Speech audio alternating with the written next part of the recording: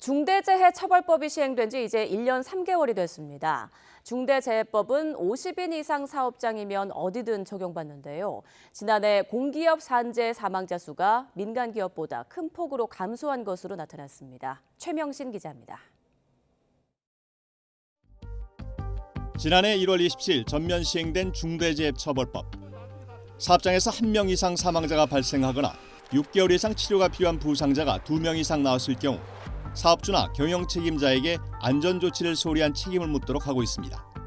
지금까지 중대재해법 위반 혐의로 재판에 넘겨진 건 모두 14건입니다.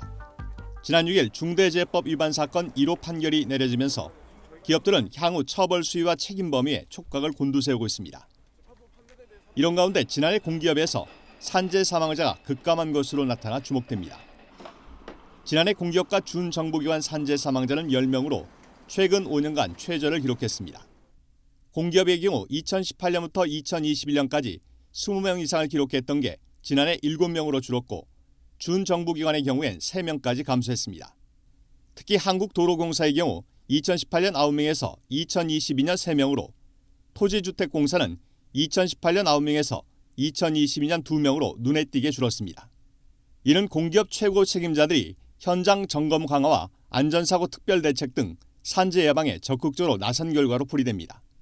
2018년도에 그 태안 발전소 사고가 있었잖아요. 공공기관 안전 TF라는 게 구성이 됐었거든요. 여러 가지 등급평가라는 것을 시행하게 되고 지금 이제 시행해온 지 한 3년 정도가 지났는데 그런 부분들이 많이 좀 그 효과를 지금 현재 보고 있지 않나. 이에 비해 민간기업의 경우 중대재해법 적용 대상인 상시근로자 50인 이상 사업장의 지난해 사망자는 256명으로 전년보다 오히려 늘어 대조를 이뤘습니다. 전문가들은 내년 1월 27일부터는 50인 미만 사업장에도 중대재해처벌법이 확대 적용되는 만큼 민간 부분이 공공 부분의 성과를 참고해 적극적인 체질 개선에 나서야 한다고 주문합니다. YTN 최명신입니다.